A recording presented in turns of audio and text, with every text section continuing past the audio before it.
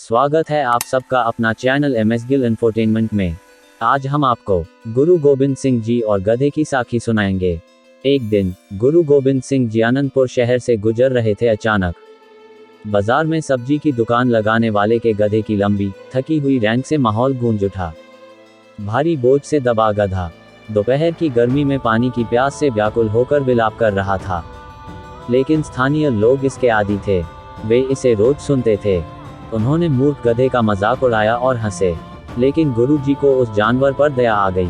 अगर वह बाघ की दहाड़ होती तो वे लोग ऐसे हंसते नहीं, उन्होंने सोचा। इस विचार ने उनके दिमाग में एक योजना जागृत की। घर पर उन्हें बाघ की खाल का उपहार मिला था जो उन्हें महीनों पहले दी गई थी।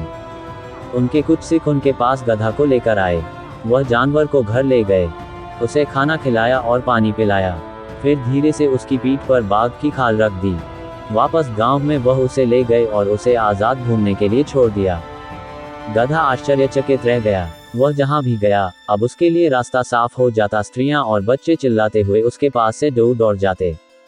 पुरुष कोनों में दुबक गए, यहां तक कि अन्य जानवर भी डर के मारे रास्ते से हटकर दूरियां बनाए रहे।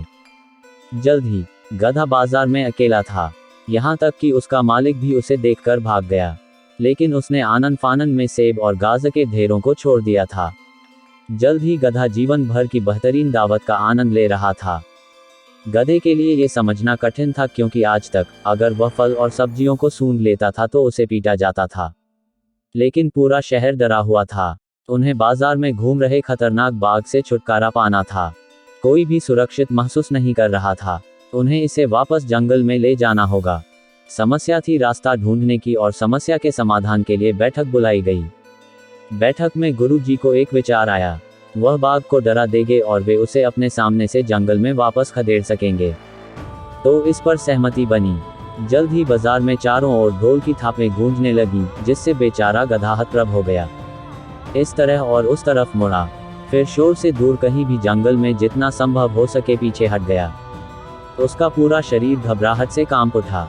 उसने अपने डर को जोर से कांपती हुई आवाज दी। शिकारी रुक गए, उन्हें अपने कानों पर विश्वास नहीं हो रहा था। वह कोई बाघ नहीं है।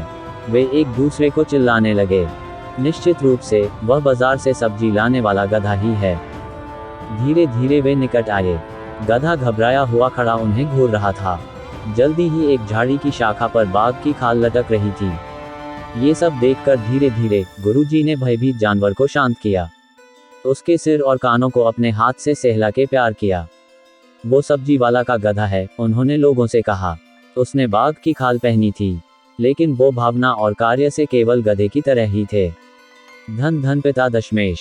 अपना कीमती समय निकालकर हमें सुनने के लिए सभी प्रिय मित्रों को धन्यवाद। और अधिक सिख ऐतिहासिक साखियां सुनने के लिए हमारे साथ बने रहें। वाहेगुरु जी दा खालसा, श्री वाहेगुरु जी दी फतेह।